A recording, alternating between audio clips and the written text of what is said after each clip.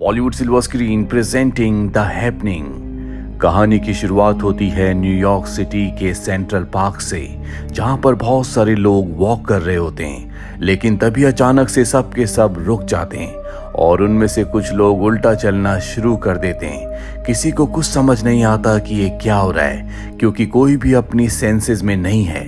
Bench पर दो ladies बैठी होती हैं जो बार बार एक ही बात को रिपीट करना शुरू कर देती हैं और तभी उनमें से एक अपनी पिन से अपने आप को नुकसान पहुंचाती है। दूसरी तरफ हम एक कंस्ट्रक्शन साइट को देखते हैं जहां पर एक आदमी ऊपर से नीचे गिर जाता है। उसके साथियों को लगता है कि ये एक हादसा था, लेकिन जब वो ऊपर देखते हैं तो वहां पर कई सारे लोग अपने आप ही अपनी मर्जी से ऊपर से नीचे कूद रहे होते हैं।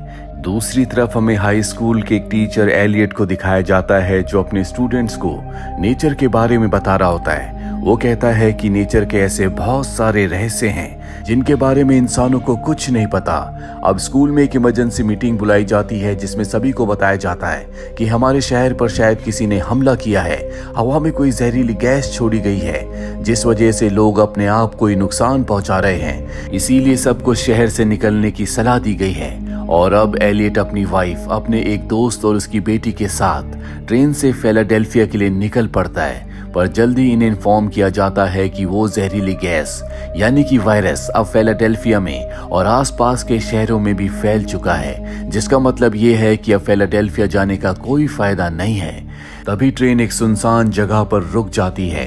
ट्रेन का पायलट और बाकी का जो स्टाफ होता है वो सब के सब ट्रेन से नीचे उतर जाते हैं। लोग भी नीचे उतरते हैं। उन सबको बताया जाता है कि ट्रेन के जो सिग्नल्स हैं वो अपने आप ही रुक गए हैं, जिसका मतलब ये है कि अब हम ट्रेन से आगे नहीं जा सकते। सबको अपना सफर अब पैदल ही चलकर तय करना होगा।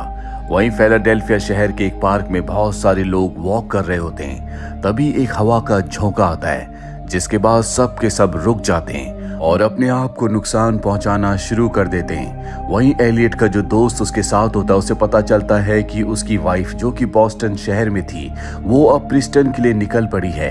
वो अपनी पत्नी तक पहुंचना चाहता है, इसीलिए वो अपनी बेटी को एलियट के पास छोड़कर एक गाड़ी में लिफ्ट लेकर प्रिस्टन शहर की तरफ निकल पड़ता है। पर जब वो प्रिस्टन शहर पहुंचता है तो उसे पता चलता है कि उस वायरस ने इस शहर को भी अपनी चपेट में ले लिया, जिस वजह से लोगों ने यहाँ पर अपने आप को नुकसान पहुंचाया है।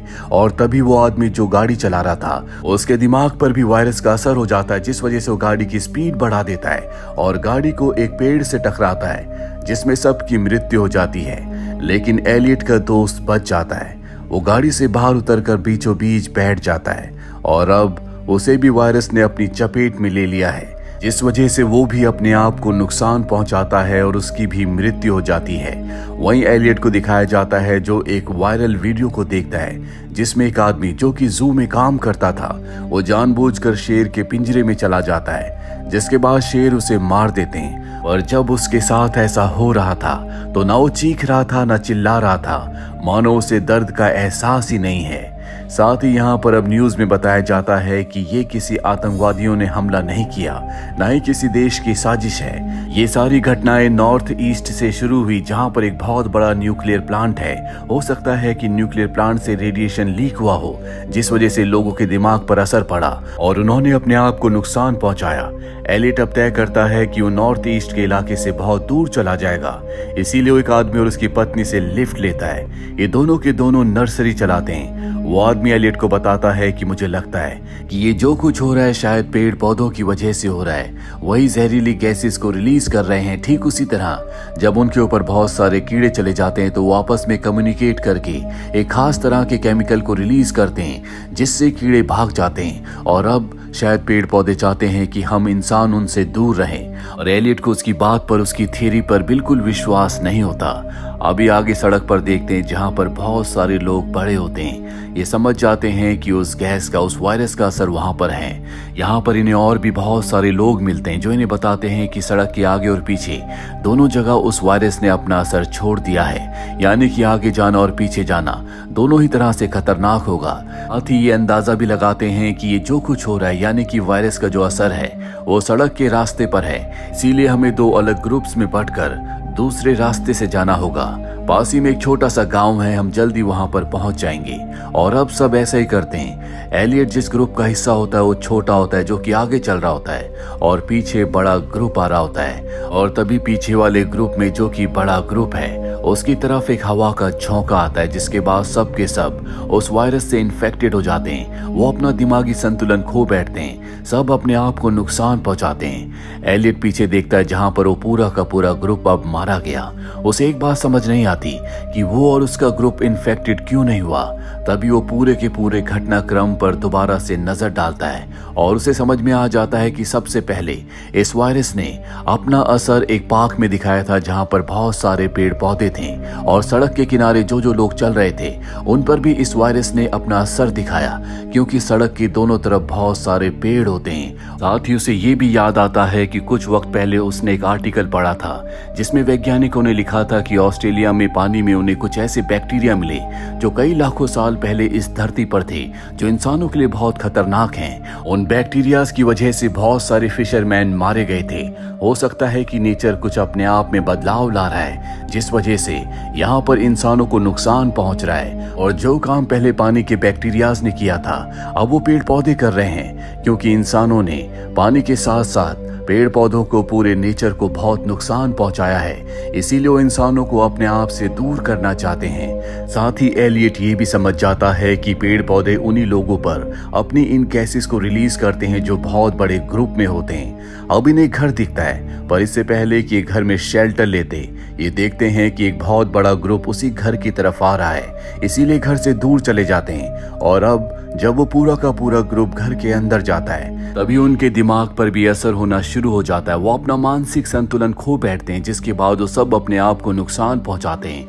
और अब एलियट को समझ में आ जाता है जो भी उसकी थ्योरी है वो बिल्कुल ठीक है। इसीलिए वो अपनी वाइफ और अपने दोस्त की बेटी के साथ वहां से घर पर जाता है, जहां पर एक ओल्ड लेडी बैठी होती है। इस घर में ना लाइट है, ना इंटरनेट और ना ही किसी तरह की टेक्नोलॉजी। दरअसल इस ओल्ड लेडी ने अपने आप को बाहर की दुनिया से पूरी तरह से डिस्कनेक्ट किया हुआ है।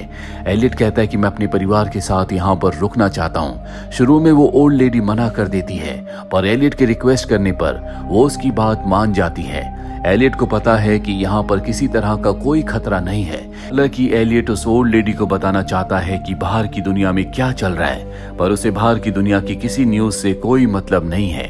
वो एलियट को और उसके परिवार को खाने के लिए खाना देती है, पर अगली सुबह अचानक से उसका बर्ताव बदल जाता है। वो एलियट पर चिल्लाना शुरू कर देती है और कहती है कि तुम मेरे घर से निकल जाओ।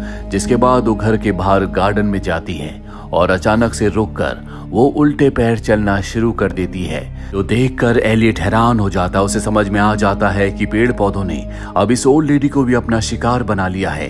हालांकि उन्होंने पहले ऐसा नहीं किया, लेकिन शायद इस ओल्ड लेडी ने इन लोगों को अपने घर में शेल्टर दिया, जिस वजह से उन्हें गुस्सा आ गया। यानी कि उनके अंदर इमोशंस भी हैं। शहर के लोग पेड़ पौधों को नुकसान पहुंचाते हैं, इसीलिए पेड़ पौधे ज्यादातर शहर के लोगों को अपना शिकार बना रहे होते हैं। पर अब उन्होंने इस ओल्ड लेडी को भी अपना शिकार बना लिया। एलियट घर के अंदर आकर दरवाजे बंद कर देता है ताकि वो भी इन्फेक्टेड ना हो। पर तभी वहां पर ओल्ड लेडी आती है जो अपने सर से कांच को तोड़ देती है। दरअसल उससे सब कुछ पेड़ पौधे ही करवा रहे होते हैं। एलियट अपनी वाइफ को और अपने दोस्त की बेटी को घर पर ढूंढ रहा होता है। उसे उनकी आवाज तो आती है, लेकिन वो घर पर नहीं होते, बल्कि घर के पास ही एक छोटी सी हट होती है। वो दोनों वहां पर होते हैं। दरअसल ये दोनों घर एक पाइप से कनेक्टेड है, इसीलिए एलियट को उनकी आवाज आ रही होती है। एलियट अपनी वाइफ से कहता है कि घर के दरवाजे और खिड़कियां बंद कर दो। वो ऐसे ही करती है, लेकिन हवाएं तेज होना शुरू हो जाती है, जिसका मतलब ये है कि पेड़ पौधे किसी भी तरह से इनके घर के दरवाजे और खिड़कियां तोड़कर इन्हें भी मारना चाहते हैं। अब इन्हें समझ में आ जाता है कि इनका आखिरी वक्त आ चुका है, इसीलिए ये तय करते हैं कि अपने आखिरी वक्त में ये एक दूसरे के साथ रहेंगे। ये अपने घरों से बाहर निकलकर बीचों बीच मिलते, जहां पर ये एक दूसरे का हाथ पकड़ लेते हैं। और तभी हवा का एक जोरदार झोंका आता है जो इनसे होकर गुजर जाता है, पर इन्हें कुछ नहीं होता। जिसके बाद ये घर के अंदर आ जाते हैं। एलियट समझ जाता है कि पेड़ पौधे जो टॉक्सिन्स छोड़ रहे थे उनका असर अब कम हो रहा है। वो अगले 3 महीनों तक इसी घर पर रहता है और 3 महीनों के बाद वो अपने शहर में वापस आ जाता है, जहां पर लाइफ अब पहले की तरह हो चुकी है, लेकिन सड़क पर गाड़ियां बहुत कम है क्योंकि बहुत सारे लोग मारे गए। ये जो कुछ हुआ था इसमें एक बहुत बड़ी आबादी खत्म हो चुकी है। साथ ही टीवी पर डिबेट चल रही होती है, जहां पर एक वैज्ञानिक बताता है कि ये एक तरह का नेचुरल डिजास्टर था। जो हमारा नेचर है वो इंसानों को रिजेक्ट कर रहा है क्योंकि इंसान उन्हें नुकसान पहुंचा रहे हैं। पर इसके काउंटर क्वेश्चन में उससे पूछा जाता है कि अगर ऐसा है तो दुनिया के बाकी हिस्सों में ये सब क्यों नहीं हुआ, क्यों ये सिर्फ अमेरिका के कुछ शहरों में हुआ। इसका उसके पास कोई जवाब नहीं होता। वो सिर्फ इतना ही कहता है कि हो सकता है कि आने वाले समय में दूसरे शहरों में, दूसरे देशों में भी ये सब कुछ हो।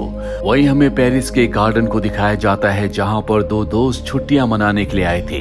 ये दोनों बात कर ही रहे होते हैं कि तभी उनमें से एक बार बार एक ही बात को रिपीट करना शुरू कर देता है। सभी लोग वहां पर रुक जाते हैं, जिसका मतलब ये है कि अब पेड़ पौधों ने यहाँ पर भी इंसानों को अपना शिकार बनाना शुरू कर दिया है। और इसी के साथ ये फिल्म, ये कहानी यहीं पर खत्म हो जाती है।